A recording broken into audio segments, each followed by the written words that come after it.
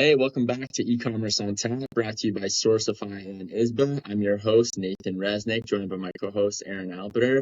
Aaron, for those that are joining for the first time here, do you want to give a quick overview of what E-Commerce on Tap is? Yeah, every season, Nathan and I pick a unique category, and then we are telling stories about famous, usually D2C backed companies. And so we're going to tell their founding story, reverse engineer their supply chain, and talk about their future and next potential. Yeah, and so this season we're covering fragrance. Last episode we did Fleur, which was pretty fascinating. This episode we're diving into DedCool, which is another amazing story. But before we dive in here, were there any tidbits that caught your eye the past week?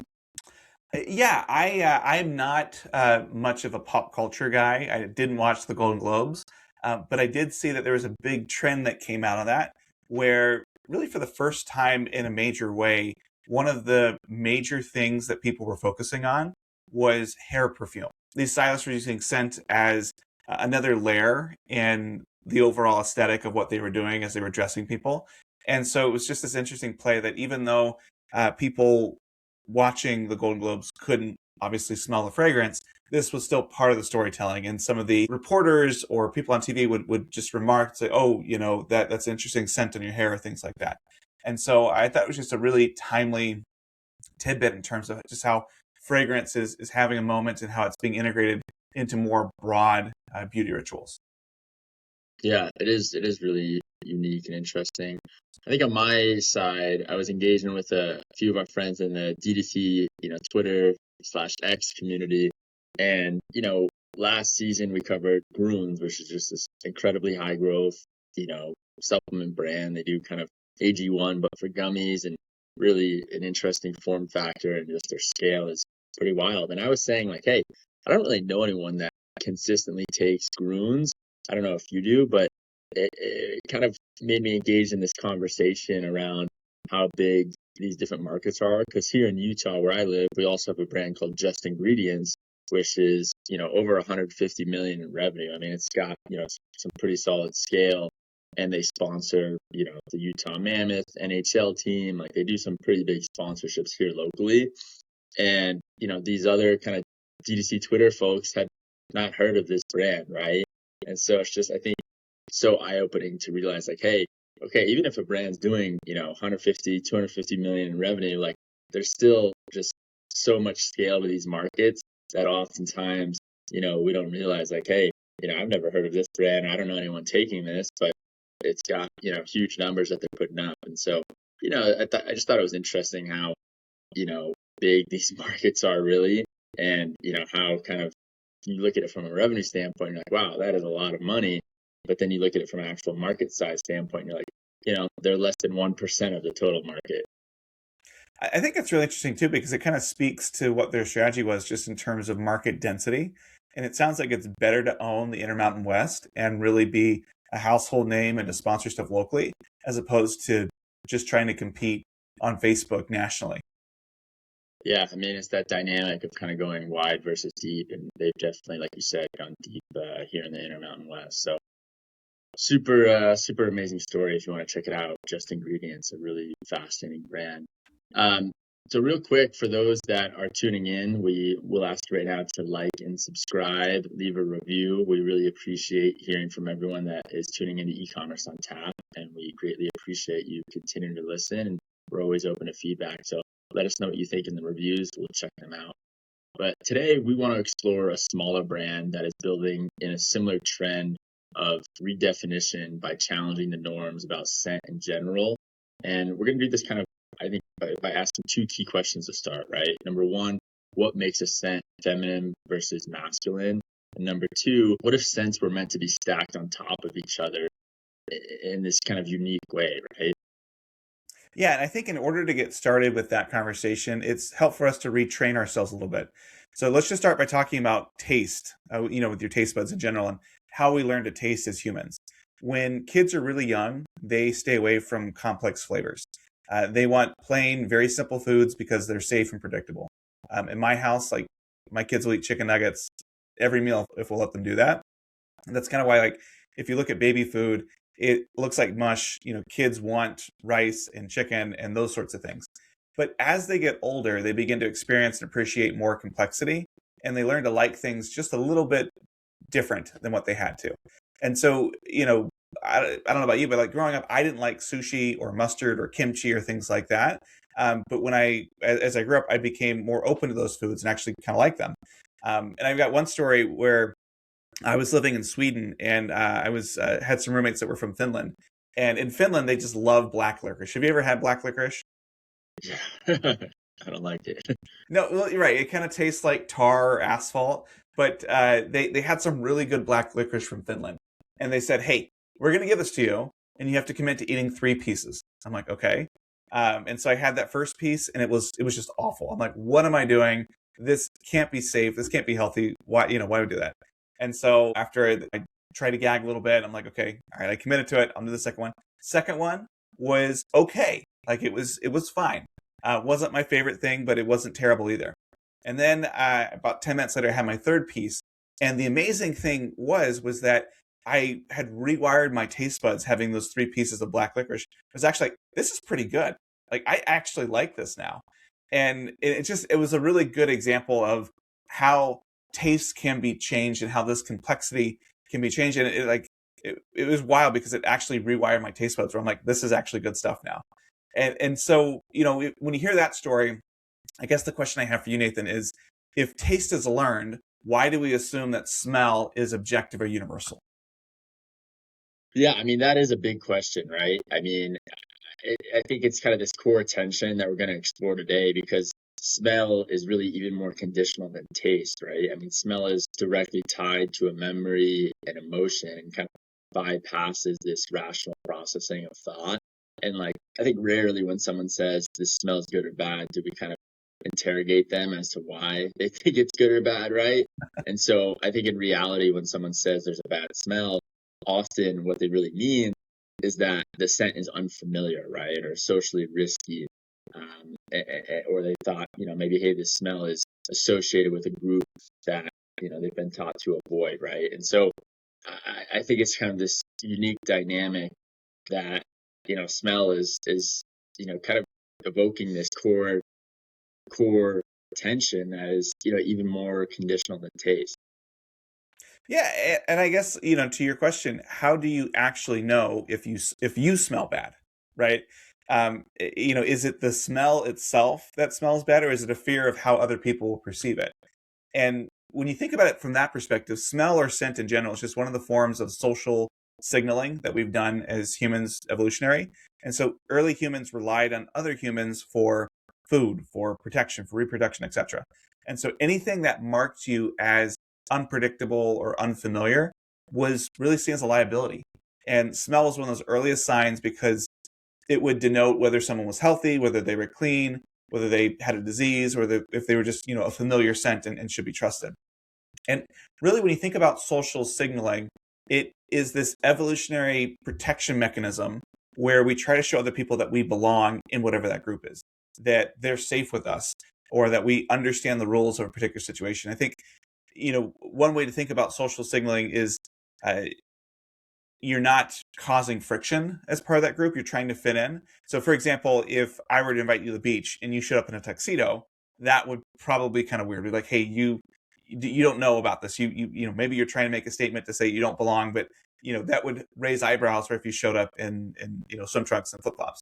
But if I said, hey, we're going to come to a board meeting, or we're going to go present to an investor, and you showed up in flip flops, or you wore a hoodie to a black tie wedding, those sorts of things would signal that maybe you don't understand the rules of that situation.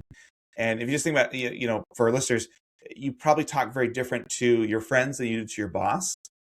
You probably interact differently on a Slack channel versus a text versus email. And whether you speak fast or slow and when you're in different types of company is all indications of how we inherently signal socially.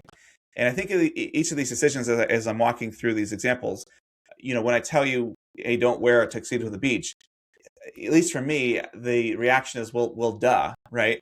But what we're actually doing is signaling that we're willing to conform and that, we understand the situation, we understand what's appropriate, and that I don't need to be corrected, that I actually belong here in this situation.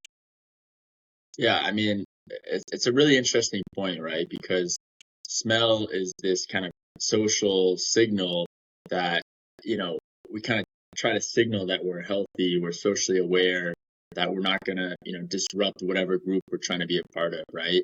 And as we mentioned in the kickoff episode where we did a deep dive on fragrances and the history of fragrances, we, realized that early fragrances were all derived from botanicals and they kind of inherently smell like themselves, right? And so lavender is just lavender, musk is just musk. At some point along the way, we decided that certain smells signal masculinity and other smells signal a feminine nature, right? And so once these were kind of socially decided, we treated those assignments as obvious and natural and never gave it second thought. It's kind of interesting that today we'd assume that anyone that smells anything resembling a floral scent is feminine.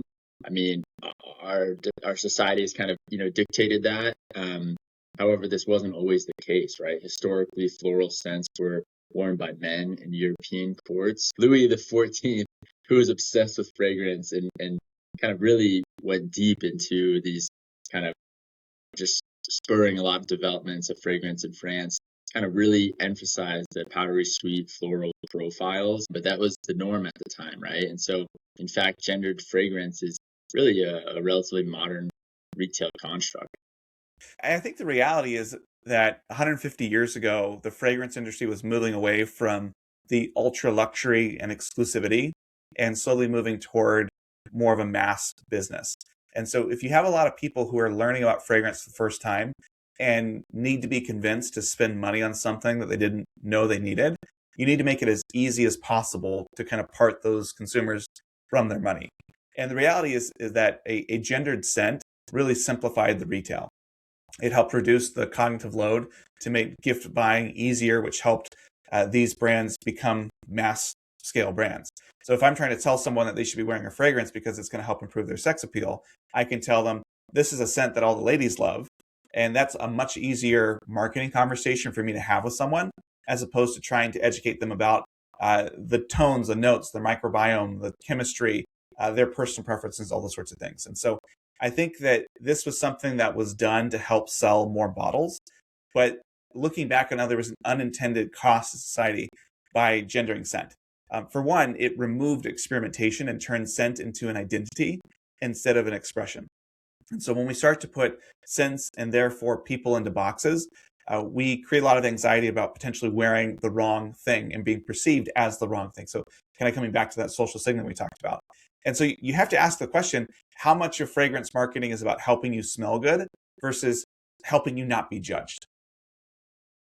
Yeah, I mean, I think that's a core question here, right? I mean, when I think about my own experience with fragrance, honestly, kind of my earliest memory is with Axe body spray. If you remember Oh, those yeah. kind of spray cans that, you just kind of spray endlessly and who knows what chemicals were in there. But I think I was using it because I had this desire or thought to kind of fit in, not necessarily to cover up, a bad smell, but I just wanted to kind of fit in with my friends or my group that were all, using Axe, right? And so I think this experience is very common with a lot of people's relationship with fragrance, right? I mean, I'm curious for our audience, like, when was the first time you used, deodorant or a body spray or whatever it may be?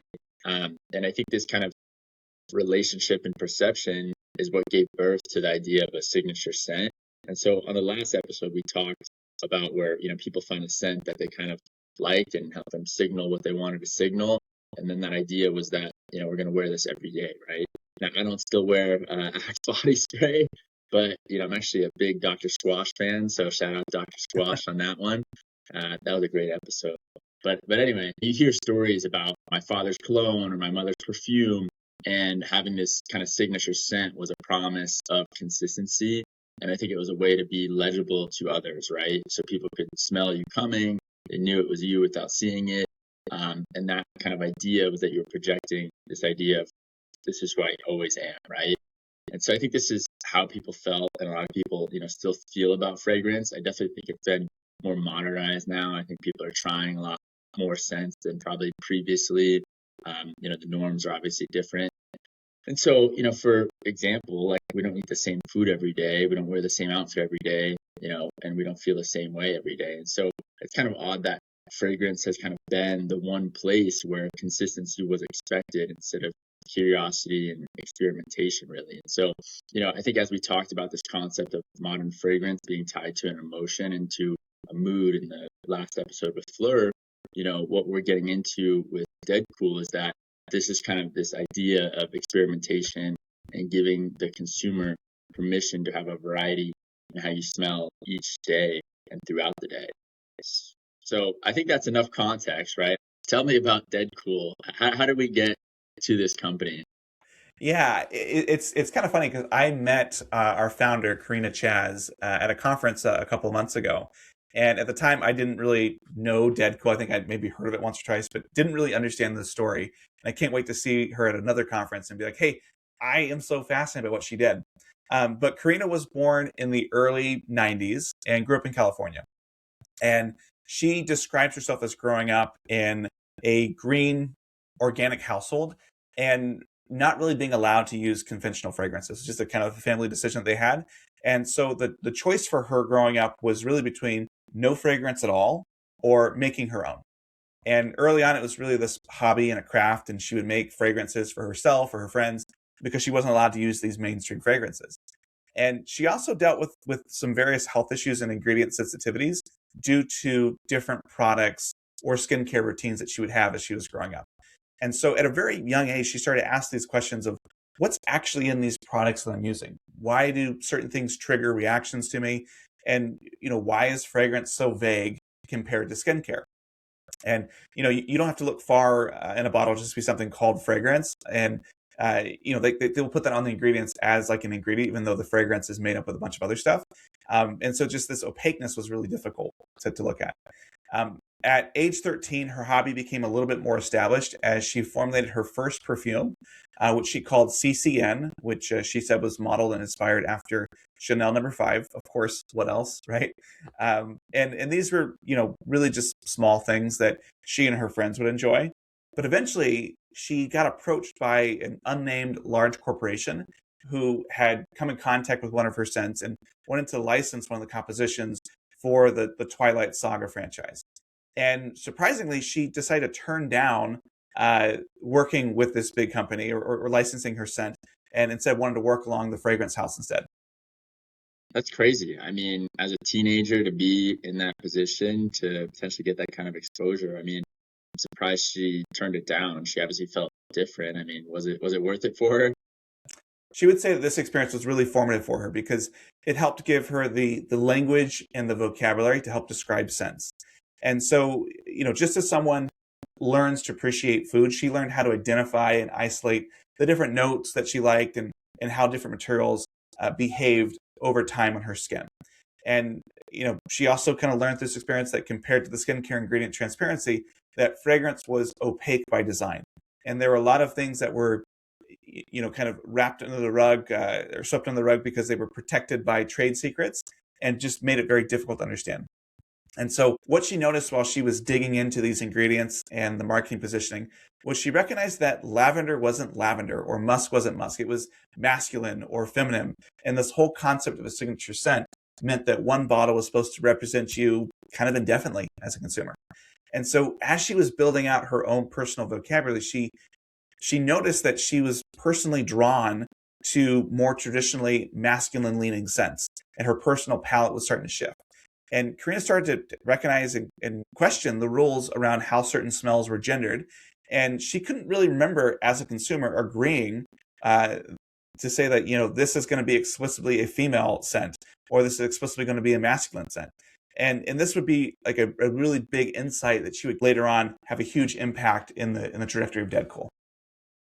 Yeah, I mean, I can see how she developed an appreciation for fragrance while growing up, but there are a lot of fragrance lovers that don't start companies, right? So, I mean, I'm curious what provided that extra push in her development to go, want to start her own company here. Yeah, so she had been toying with making fragrances for a long time, and she had one other major impact in her life that allowed her to do this. And she found herself spending more and more time after school and over the summer working in her mom's small formulation lab in West Adams, LA. And she was kind of helping with the family business where she would make lotions and soaps for hotels, which is what they were selling. And she would do everything from stocking inventory to packing out orders, but was always consistently drawn back to the fragrances that existed within these formulations. And while she didn't necessarily grow up in a traditional perfume house, she grew up close enough to a lab to begin to understand the ideas and the concepts for how a fragrance needs to survive manufacturability. So, for example, the formulation is the constraint management she has to worry about. You can't fall in love with one ingredient if it won't behave well in the base.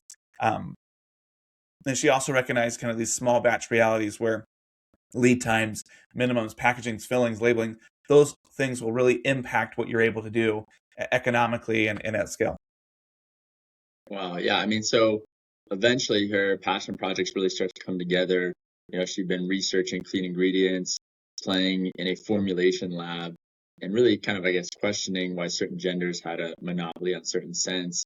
And so this actually led her to formally start DedCool in 2016 at the age of 21. So, I mean, she started very young, which is awesome. And she didn't have a formal business plan per se. It was really just only an Instagram page and this conviction that there was others interested in learning what, she had learned. And so about a year into the, business or so, she received an Instagram message from Nasty Gal, which was, one of the most popular fashion retailers at the time, expressing interest in carrying her products. The only challenge was that, the product didn't exist yet. It was really just an Instagram page. But undeterred, she started calling suppliers, got free samples made, and hand delivered a box of makeshift products to Nasty Gal in downtown LA. And she was patiently waiting for them to get back to her and tell her how much they loved her products. But 2 weeks later, she got a newspaper article from her dad, which had showed that Nasty Gal was going out of business. Ooh, that had to hurt. I think every founder has stories of things that almost happen. I've got them. I'm sure you've got them too. But for her, it sounds like maybe whether it was her age or just feeling like her big opportunity, she put so much emotional capital into this opportunity. It must have been really difficult for her to get that news. Yeah, I mean, I'm sure it was devastating, right? Especially at the time, being a young founder, right? I mean, it kind of felt like her big shot, and that she was waiting, and it had come and gone because Nasty Gal was going out of business, and so she kind of thought like, hey, if Nasty Gal was interested in this product, that means that other people are going to be interested in this as well, and so. I think it really shows her kind of grit and hustle here because she decided to spend the next couple of months really just going door to door, different mom and pop shops across LA, asking other retailers to carry her products on consignment. And so for 4 years, these small mom and pop shops were really the backbone of her business here.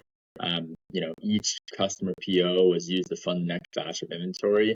And these early retail partners were really important laboratories for her as well because she was able to get customer feedback in real time, as she was refilling the inventory at these small retailers. And so she was able to kind of adjust her approach on what she was saying. And she made lots of, I think, really intentional and thoughtful bets and trials here with these independent small retailers. And I think that kind of helped shape the backbone of the brand.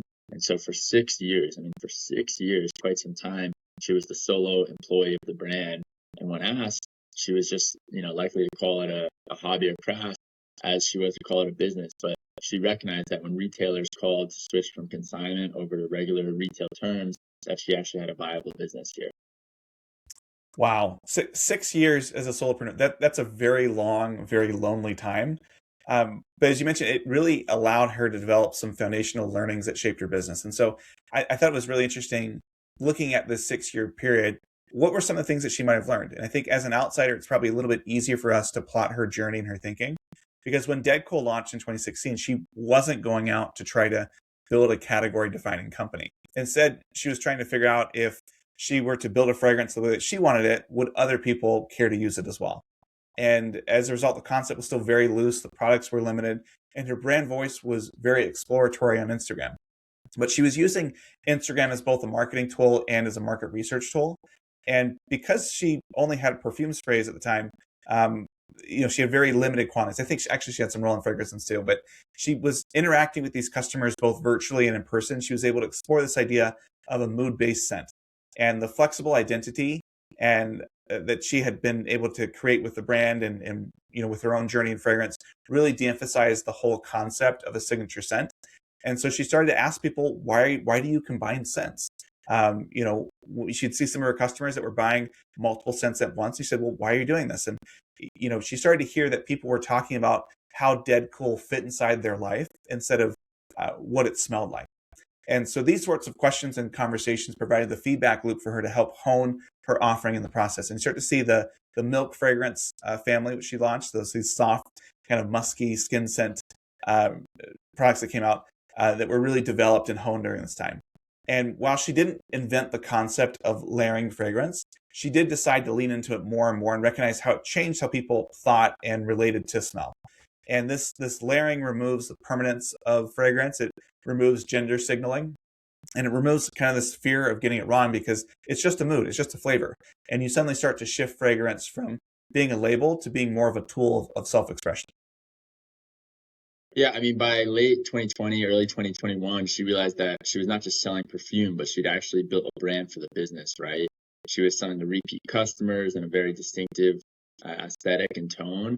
And she made this concept of layering more explicit, right? And so she recognized that customers were already doing it and that her product supported them very well. So by 2022, we have what would be recognizable today as a really strong, kind of business identity here. And I think there wasn't kind of just any one thing that happened, but this wholesale interest that she had been, cultivating for the past, few years had earned and helped kind of validate demand beyond just D2C. And so she found that her customers were treating DedCool not just as a gifting purchase or a single thing, but as a routine. And so she kept enough SKUs and complexity in her portfolio that eventually she needed to bring in additional support on ops and finance. And so, I think for 6 years, there's definitely a lot of notes we can take here because DedCool was essentially a conversation between Karina and her customers. And so there was, no people in between her and her customers, and she learned a lot through that process. And I think you can feel that in the product. And when the team finally came in, it wasn't to change the idea, it was to keep it intact, really. Yeah, Nathan, I'm just curious, like, what kind of companies do you think benefit from being founder-led longer? Yeah, it's a good question. I mean, I think in general, it stems from, really knowing your customer, right? At the end of the day, most founders kind of have a unique insight that enables them or pushes them to start their business, whether it be a brand or software, whatever it may be, right? Usually it stems from a unique insight or it could be a passion, right? In this case, I think Karina was just really into fragrance and cultivating a scent. And so I think through that, she just became such an expert in understanding what her customers desired out of her products, and she focused on it, right? I think as you grow, oftentimes you lose focus. You have people that are less connected to your customer. And so I think one of the key benefits here is that she stayed so connected to her customer. It definitely feels like being solo for so long was something that allowed her to test and learn and to do things to kind of be a rule breaker to some extent. And I think if this had been any other traditional fragrance brand, they would have followed the existing playbook to design one signature scent and that everything would be seen as kind of revolving around. And, most fragrance brands start with the assumption that people know who they are and that they want to wear their product all the time.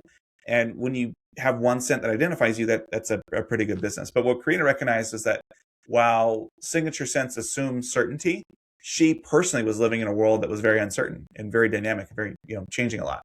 And so when you consider her personal sensitivities and being unable to wear traditional scents growing up, instead of asking yourself, what do I want to smell like? The question that she was implicitly asking herself was, what can I tolerate? What won't give me a reaction?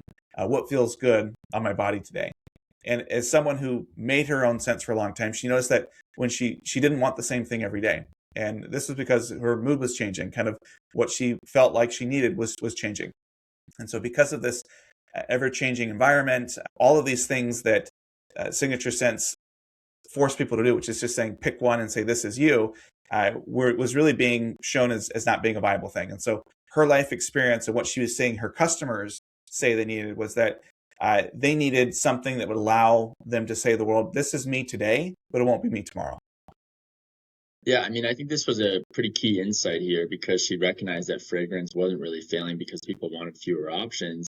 It was more so failing because it was forcing a sense of consistency that most people couldn't relate with, right? And so people were already kind of layering scents in their own way.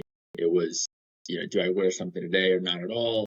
And obviously people made different choices based on if they're going to work, on a date, or, just kind of hanging out, right? And so she recognized this while she was talking to clients and customers who were buying more than one scent at a time, that people were already beginning to layer her fragrance. And so what she learned was that people did this when they felt one scent was too strong, that they felt it was missing something, or that they wanted to try to personalize it without risk. And so she thought, well, if I create a product that actually supports this idea and this kind of behavior of layering, how is that going to look? And so instead of making the behavior an exception, I think what she stumbled upon was that when you create something that emphasizes layering and differences in complexity, it actually reduces social risk. And so instead of having a, very strong, noticeable scent that is yelling, "This is who I am, judge me," you get things that can soften or change or respond to the environment. And I think that really allowed people to kind of lower the cost of participation when it came to this notion of experience fragrance. Yeah, that makes a lot of sense. And so at this point, she's been a solopreneur for 6 years. We're in 2022, and she's got the real makings of an actual company here. The concept of removing gender and gender stereotypes when it comes to certain senses and packaging is been fully formed. This concept of layering is something she's embracing. And she's always had this focus on clean ingredients because of her sensitivities. But we still need to go from DedCool being a single woman with an Instagram page to a viable platform. And I think this is where Karina starts to expand beyond just traditional fragrance. In fact, in 2020, they launched a laundry detergent called Milk Detergent. And by the summer of 22, they were starting to legitimize this at scale because Sephora brought DedCool into about 200 stores and used DedCool to enter the laundry space and the air freshener space. And, looking at what Sephora wrote at the time, they framed this as a really big moment for them because they were now curating laundry detergent and air fresheners alongside fragrance, which is something that Sephora had not done before. And in 2022, they doubled down on this detergent by launching Extra Milk, which became the hero anchor of the brand's soft, clean, layerable identity. And so you think about it, like, you've got smell to your clothes. If you're going to layer your scent on, you should be figuring out ways to deliver scent in every aspect of your wardrobe. By 2023, they were big enough and mature enough that they took on their first round of investment from Sandbridge, and they began to launch room and linen sprays. So think, air fresheners and going after Febreze a little bit. This really seemed to be something that they were trying to do and test. And they were looking for specific moments in the consumer's life where DedCool could exist without needing to create a new fragrance every time. And so the thought was that if I'm going to go into layering, why not just, really lean into it? I'm not going to do stuff that only goes on the skin. I'm going to go in every aspect of your home, of your life, your laundry, your car, etc. And this really let fragrance be something that you experience beyond just the normal applications of fragrance. Yeah, I mean, this is a really interesting development because, we've seen companies in the past, especially ones we've covered on Ecommerce on Tap, try to tap into other categories and expand. And it is a huge risk. It is a huge challenge. And so I've got to ask, what do you think were some of the key considerations that they had to think about as they expanded their product line here? Yeah, it's risky, right? But Karina and DedCool have always existed in trying to break and reframe rules. But I think some of the key questions would be, all right, if we launch an air freshener, do people want it? If people want it, do we have the appropriate expertise to go out and actually make this thing? And does this do something where it's bringing more people into our brand that maybe didn't know they were shopping for a fragrance, but knew they needed laundry detergent or an air spray or things like that?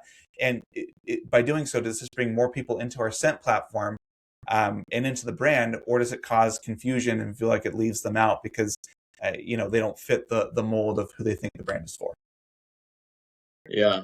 I mean, it's interesting to think about because there is a lot of risk when you expand into product categories. I think DedCool, had enough kind of expertise and brand loyalty to do so. But, I think another unique aspect is that, like, in 2024, you start to see early signs of international exclusive and expansion, right? So they launched a couple SKUs that were exclusive to the Australian retailer Mecca. So in 2025, they launched Moki Milk, which built a 5,000 person waitlist ahead of its release in March 2025. They also took on some investment capital here, so they raised $7.5 million from Stanbridge Capital, and it was reported that they're doing about 25 or 30 million in sales. And I think they really just started to blow up all over the place when it comes to what they were doing and being seen across social. So, I think today DedCool doesn't see itself as a fragrance brand, but a scent system with, just sprays, fragrance oils, detergent, dryer sheets. They just have so many product categories. I mean, air fresheners, body washes. Instead of asking consumers, what's your signature scent, DedCool's portfolio asks, where do you want your scent to exist in your life? And so I think this added kind of context has brought in new customers, increased frequency, which is a key in e-commerce brands, and just lean into layering as a core consumer behavior here. Yeah, it's fascinating. Where do you think DedCool is going to go from here?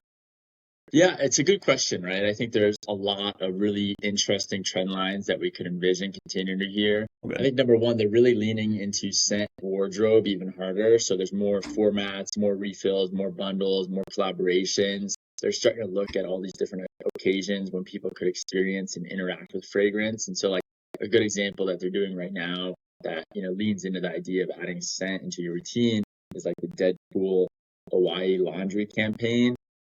So they're just trying to find unique ways to kind of partner and lean in. And I think you'd expect to see some expansion in retail as well, getting into, deeper parts of your house in your life, and expect more, in candles and things like that. And so I think there's kind of this question of what they do next, right? Do they want to become this house of scent or stay kind of lightly curated and tightly curated there? So, I think they're going to come across this kind of key question of like, are you going to stay independent or try to keep compounding or look for a larger liquidity event? And, I think it's important to discuss what could this event look like really.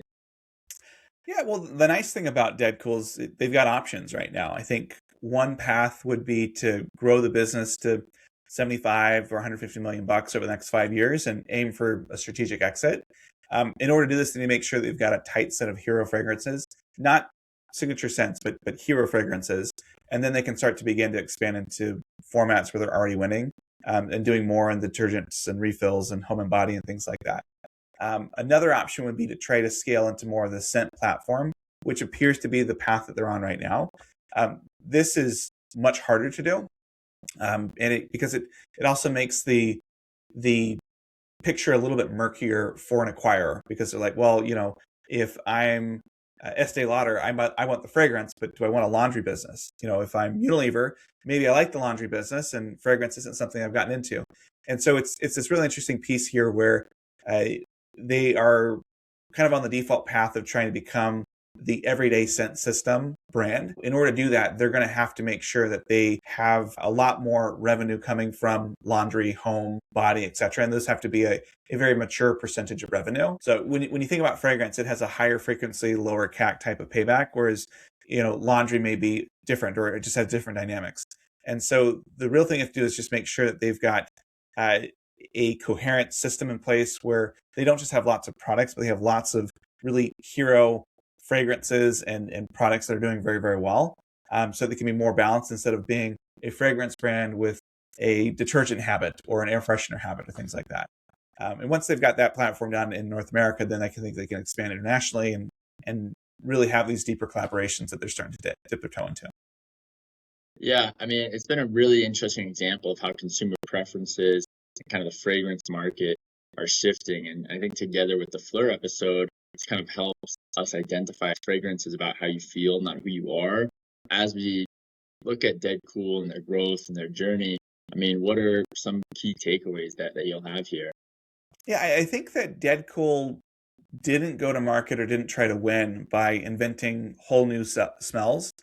They won by observing how people were actually behaving with scent. And so this idea of finding that people were already layering scents, that people wanted to avoid strong signals so that they could not stand out socially. And then starting to really use scent as a mood. And so I think the key lesson here for any founder is to not ask consumers what they want, but watch what they're already doing and try to remove the friction for what they're already doing. I think the other piece that was really telling for me was under the right circumstances, the solo founder time can be a major strategic advantage for a brand. For Karina, it let the concept emerge naturally instead of her trying to force it. And she was able to build taste consistency across the product. She had this voice in this expansion was very authentic because it grew slowly. And DedCool feels calm because it wasn't overly optimized, especially early on. And I think when you hire too early, or you take on investment too early, you start to lock in assumptions that you haven't fully proved out. And the reality is that some ideas need time to reveal themselves. Yeah, those are good takeaways. I mean, I think what I saw is that, fragrance is kind of moving from this identity into, environment, right? I mean, historically, it's like one bottle equals one person equals one identity. And it seems now it's going into this multi-format approach of moods and spaces and routines. And I thought it was really interesting how they leaned into layering. I think the other thing that kind of DedCool leaned into is that, gendered fragrance is a retail artifact, not necessarily a truth. I think especially in today's day and age, people are trying lavender in different ways or musk in different ways, and so I think DedCool kind of removed this dynamic that hey, this scent must be for this gender, right? And that's a unique approach that they took to go to market and try to capture more market share. So I think overall, I just was amazed and really inspired by Karina's dedication to really lean into her passion. I mean, you hear of just very few founders that kind of started testing fragrances, in their house growing up, and got this opportunity to, work with this fragrance house, and just really an amazing story. And I think it'd be fascinating to chat with Karina and just, learn more about her journey, because she is definitely an expert in fragrance, that's for sure. Absolutely. Yeah, I can't wait to see it at another conference and see what we got right, what we got wrong here. But what a fantastic episode to kind of take us through for fragrance and kind of the season so far, because we've got Fleur reshaping things and helping you understand that fragrance is no longer about identity, it's about emotion. And then we've got DedCool, which is a great example of just challenging the status quo and letting people rediscover a whole aspect of scent that they had previously said they couldn't touch because of social constructs and things like that. Yeah, amazing. Well, thanks for everyone for tuning into E-commerce on Tap, brought to you by Sourcify and Izba. Leave us a review. Let us know what you think of this episode. We always read those. Thanks again for tuning in. We'll see you next time.